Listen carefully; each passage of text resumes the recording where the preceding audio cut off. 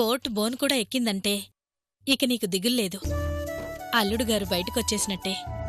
ఇంత దారుణమైన మనస్తత్వం కలిగిన ఈ ఊర్మిళ వలన ప్రత్యక్షంగా బాధపడింది సత్యప్రసాద్ అయినప్పటికీ పరోక్షంగా బాధపడింది అతని భార్య సావిత్రి. మళ్ళీ మరొకరు ఇలాంటి తప్పు చేయాలన్న ఆలోచన వచ్చినా కూడా భయపడాలి. అలాంటి శిక్షలు విధించండి. నాకు నా భర్తకి న్యాయం చేయండి.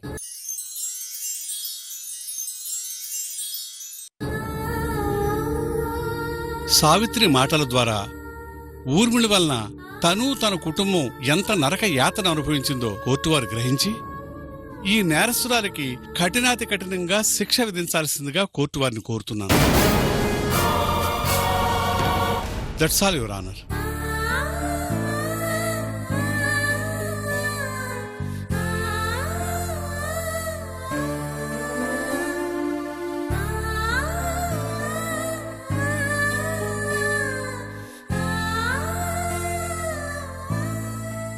ఈ కేసు కేవలం ఒక అమాయకుడు శిక్ష అనుభవించడానికి సంబంధించింది మాత్రమే కాదు.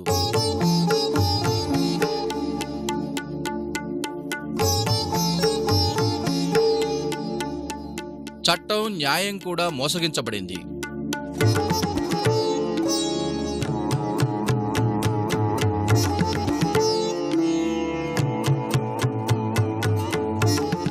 న్యాయస్థానం కూడా తప్పు చేసే విధంగా ప్రేరేపించబడింది.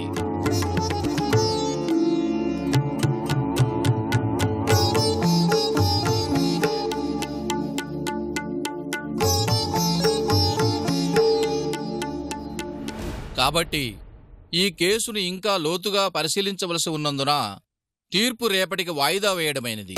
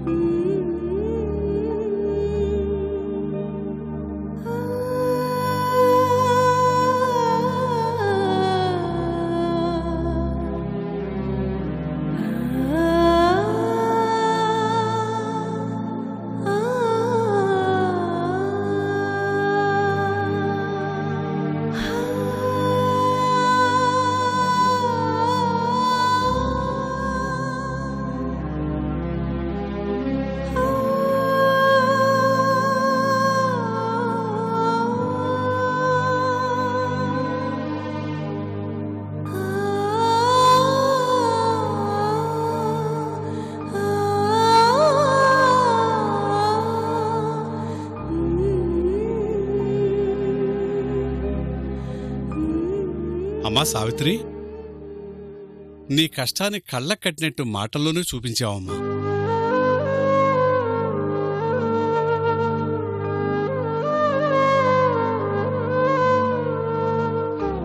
నిజానికి నీ మాటలు విన్న తర్వాత ఊర్మిళకి వెంటనే శిక్ష విధించి సత్యని వదిలిపెట్టాలి.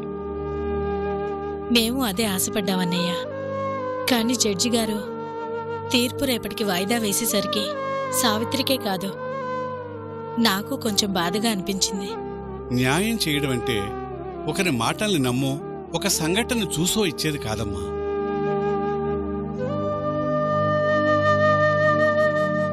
రకరకాలుగా విచారిస్తారు, అన్ని ఆధారాలు పరిశీలిస్తారు. ఆ తర్వాత కూడా తామిచ్చే తీర్పు సరిగ్గా ఉందో లేదో అని 1కి 2 సార్లు పరిశీలిస్తారు. కళ్ల ముందు చనిపోయింది అన్న మనిషి కనిపిస్తుంటే ఇంకా ఆలోచించాల్సిన అవసరం ఏముంది అంకుల్? బాధితులు కాబట్టి మీకది ఇబ్బందిగా అనిపించవచ్చు. కానీ భారత న్యాయస్థానం ఒకే ఒక్క మాటకు ఎక్కువ విలువిస్తుంది. 100 మంది అపరాధులు తప్పించుకున్నా పర్వాలేదు గాని ఒక్క నిరపరాధికి కూడా శిక్ష పడకూడదు. కానీ నిరపరాధికి శిక్ష పడింది కదా అంకుల్?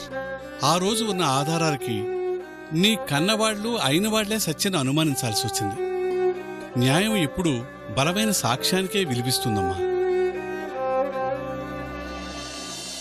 అందుకే ఆ రోజు అలా జరిగింది. అదే తప్పు మళ్లీ జరగకూడదని జడ్జిగారు మరింత టైం తీసుకున్నారు. రేపన్నా నా అల్లుడు విడుదలవుతాడా అన్నయ్య? ఇంకా అడ్డమే ఉందమ్మా. కళ్ళెదురుగా ఊర్మిళ ఉంది, తనే తప్పు చేసిందనడానికి ఆధారాలున్నాయి. రేపు తప్పకుండా శిక్ష పడుతుంది. మళ్ళీ వాయిదాలేమీ ఉండవు కదా అంకుల్? ఇంకేమీ ఉండవమ్మా. రేపు సత్య విడుదలవుతాడు. నా చేతులతో నేనే విడుదల చేయించి దగ్గరుండి మీ ఇద్దరిని ఇంటికి సాగనంపుతాను. సరేనా?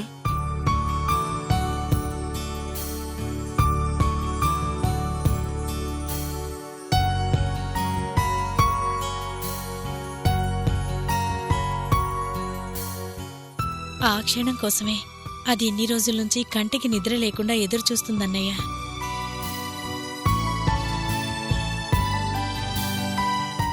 రేపు నీ ఎదురుచూపులకి సత్య ఎదురొస్తాడమ్మా. ప్రశాంతంగా ఇంటికి వెళ్ళండి. వెళ్ళొస్తామన్నయ్య. అలాగే అమ్మా. వస్తాం అంకుల్. అలాగే.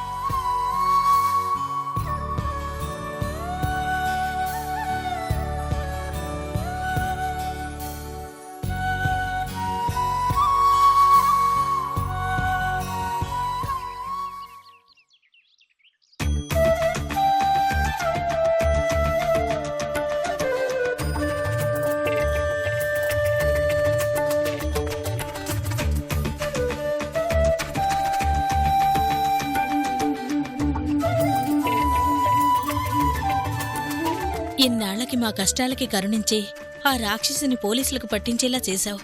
అలాగే రేపు మా అల్లుడు గారిని విడుదల చేయించి నా కూతుర్ని అల్లుణ్ణి కలుపవయ్యా. మళ్ళీ జీవితంలో నిన్నేమీ అడగను.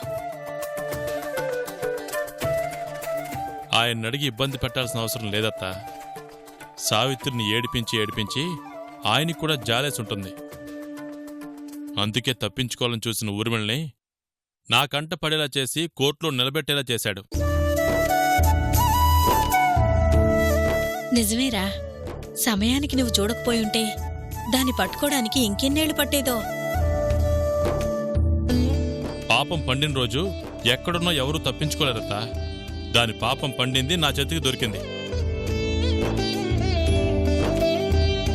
రేపటి నుంచి అది చేసిన తప్పులు తలుచుకుంటూ జైల్లో చెప్పకూడదు తినాల్సిందే.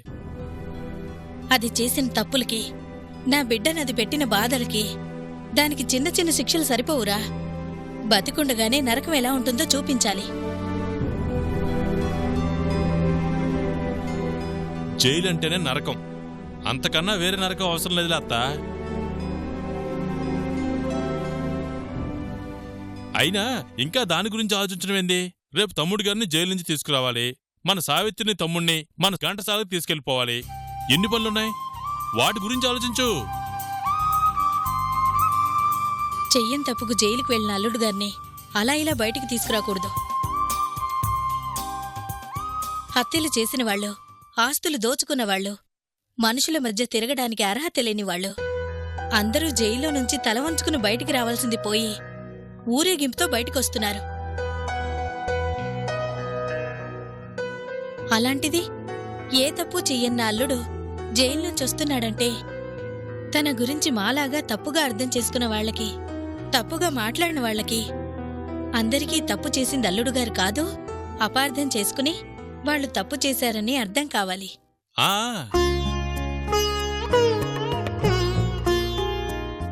అందుకే జైలు నుంచి అల్లుడుగారిని ఊరేగింపుగా బయటికి తీసుకురావాలి. అల్లుడు నిర్దోషని అందరికీ తెలిసేలా తీసుకురావాలి. నిజమే అత్త. తమ్ముడు తప్పు చేయకపోయినా చేశాడని అందరూ అన్నారు. వాళ్ళందరికీ తమ్ముడు నిర్దోషని అర్థమయ్యేలా తీసుకొస్తాను చూడు.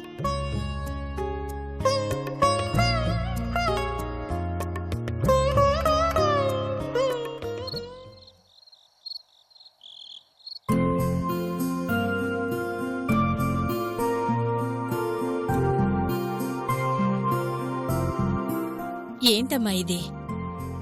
ఉన్న వస్తువులు ఉన్న చోటు ఉంచకుండా ఏం చేస్తున్నావు? ఆయన వచ్చేస్తాడని ఇల్లు ఇంత నీటిగా సర్దామా? ఆయన రావటం మళ్ళీ రేపటికి వాయిదా పడింది. వాయిదా పడ్డానికి ఇల్లు సర్దడానికి సంబంధమేంటమ్మా? ఇలా సర్దడం వల్లే ఆయన ఈ రోజు విడుదల కాలేదేమో. అంతే సావిత్రి, నమ్మింది జరగనప్పుడే మూఢనమ్మకాల మీద నమ్మకం పెరుగుతుంది. తమ్ముడు ఈ రోజు విడుదల కాకపోవడానికి కారణం ఇల్లు సర్దడం వలన కాదు, బెయిల్ రాకపోవడం. ఆశపడింది జరగలేదు కాబట్టి అలా మనసుకి సర్ది చెప్పుకుంటోంది లేరా? ఈ ఒక్కరోజే కదా సావిత్రి, రేపు తమ్ముడుగాడు విడుదల కావడం ఎవ్వరూ ఆపలేరు. ఆయన వస్తారనే ఇల్లు శుభ్రం చేస్తున్నాను బావా. శుభ్రంగా ఉన్న ఇంటిని ఇంకా ఏం శుభ్రం చేస్తావు? ఏదోలే బావా, నా సంతోషం కోసం చేయనివ్వు. సరే, అలాగే కానివ్వు. నీ ఆనందం నేనెందుకు కదనాలి? నాకే కాదు, రేపు నువ్వు చేయాల్సింది కూడా చాలా ఉంది. నేనేం చేయాలి? ఆయన కోసం ఇష్టమైన వంటలన్నీ చెయ్యాలి అంటే మార్కెట్కి వెళ్లి తీసుకురావాల్సింది నువ్వేగా. మనం చేసే వంటలకి మార్కెట్ దాకా వెళ్ళాలా? ఎదురుగా ఉన్న షాపులో తీసుకుంటే సరిపోలా?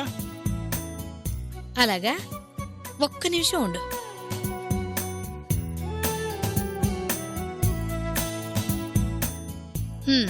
ఇది చూడు.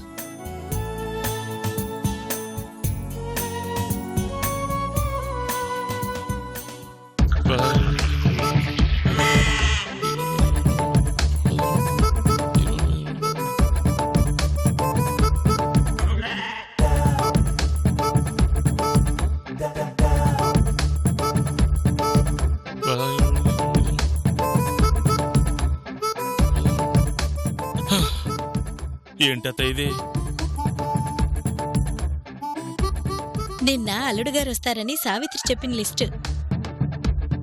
ఒక నెల రోజులకి సరిపడా లిస్ట్ ఇచ్చినట్టుందిగా. అది నెలకు కాదు, ఒక రోజుకి. ఒక్క రోజుకా సావిత్రి? మ్మ్. తమ్ముడు పర్సనాలిటీకి ఇవన్నీ తినాలంటే కనీసం ఇప్పుడు మొదలు పెడితే వచ్చే సంవత్సరం వరకు తింటూనే ఉండొచ్చు. ఏం కాదు, ప్రేమగా పెడితే ఒక్క రోజులోనే తింటారు. తింటారు. ప్రేమతో అన్నం ప్లేట్లో పెట్టాలి గాని తాంబూలం పళ్ళెంలో పెట్టకూడదు సావిత్రి. ఇలాగే పెడితే తర్వాత తమ్ముడు గంగాళంలా తయారవుతాడు. ఊరుకో బావా, ఆయనకి దిష్టి తగులుద్ది. సరే సరే, ఉదయాన్నే లేవాలంటే త్వరగా పడుకోవాలి కదా. పొద్దున్నే చాలా పనులున్నాయి. పదమ్మా పడుకుందువు గాని. అవునవును, లేవగానే నలుగురు వంట వాళ్ళని చూడాలి. బావా తమాషాకెళ్ళే సావిత్రి, వెళ్ళి పడుకో. వాడి సంగతి తెలిసిందే కదమ్మా, పదమ్మా.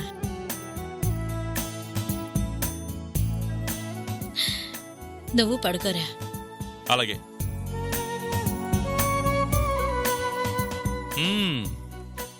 సావిత్రి ప్రేమ చాలా పెద్దదే.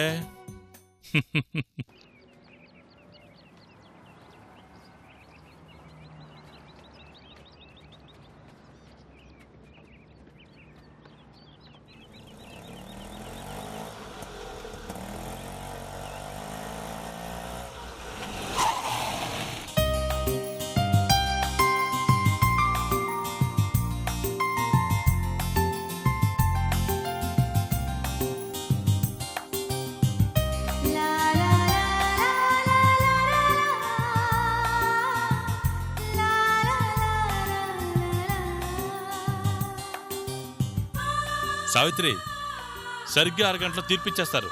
తమ్ముని రిలీజ్ చేయగానే ఊరేగింపుగా మనం ఇంటికి తీసుకెళ్ళాలి.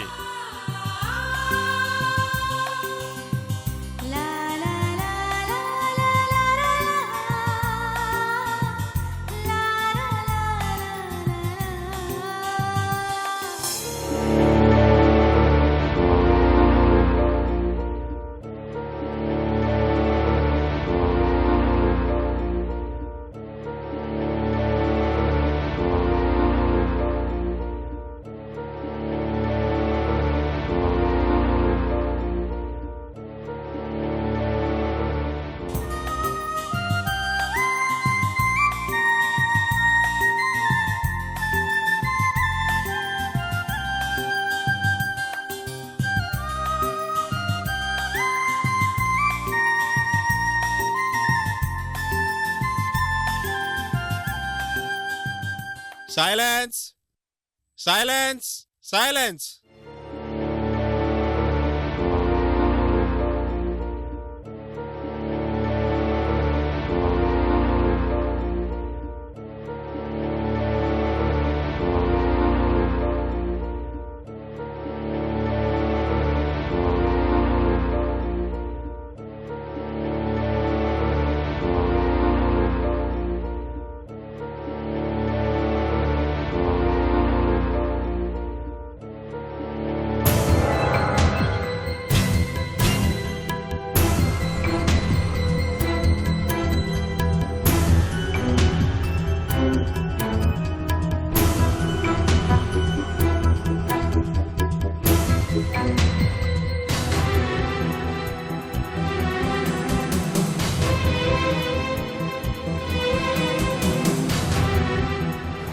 నిందితురాలను ప్రవేశపెట్టండి.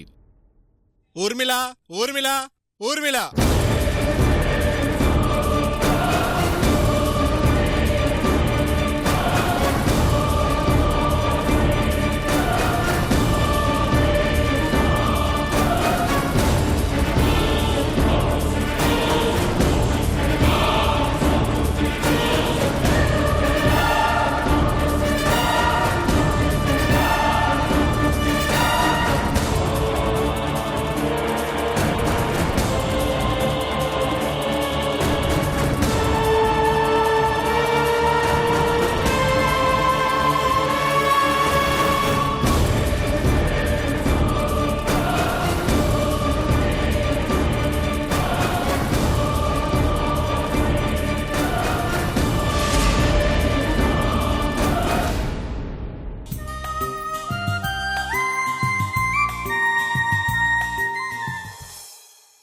యువర్ ఆనర్, ఈ ఊర్మిళే కావాలని చనిపోయినట్టుగా నాటకమాడి ఒక అమాయకుడు జైలుపాలు కావడానికి కారణమైంది.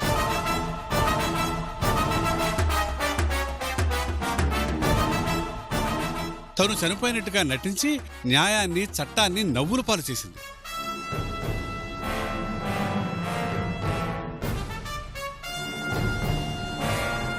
ఇలాంటి నేరస్తురాలకు విధించే శిక్ష కూడా భవిష్యత్తులో మరో వ్యక్తికి ఇలాంటి ఆలోచన కూడా రావాలన్నా భయపడి ఎలా ఉండాలి?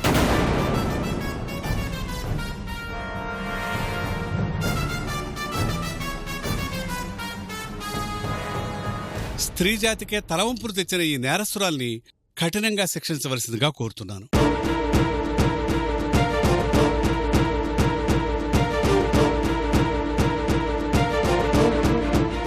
That's all your honour.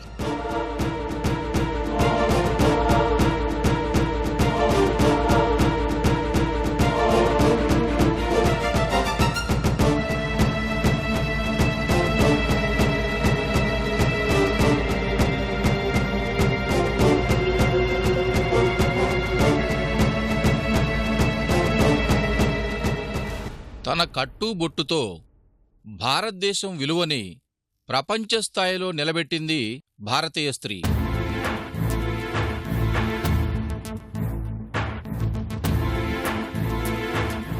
అలాంటిది కేవలం తనను ప్రేమించలేదు అన్న కారణంగా ఒక అమాయకుణ్ణి మానసికంగా వేధించడమే కాకుండా అతన్ని, అతని భార్యను విడదీయాలని చూసింది.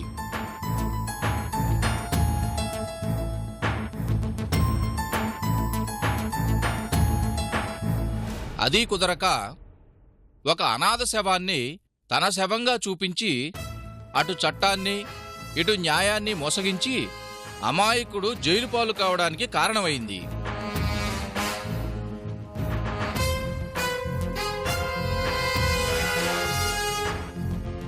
తద్వారా అతని భార్య మానసికంగా కుంగిపోవడానికి కారణమైంది.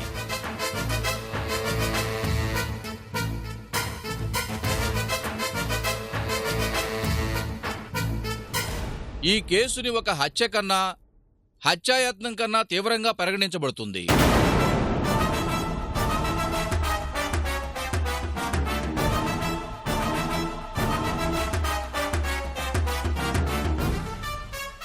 స్త్రీ జాతి తలవంచుకునేలా ప్రవర్తించిన ఊర్మిళ అనబడే ఈ ముద్దాయి ఉద్దేశపూర్వకంగానే ఇదంతా చేసినట్లు ఈ ధర్మాసనం నమ్ముతుంది.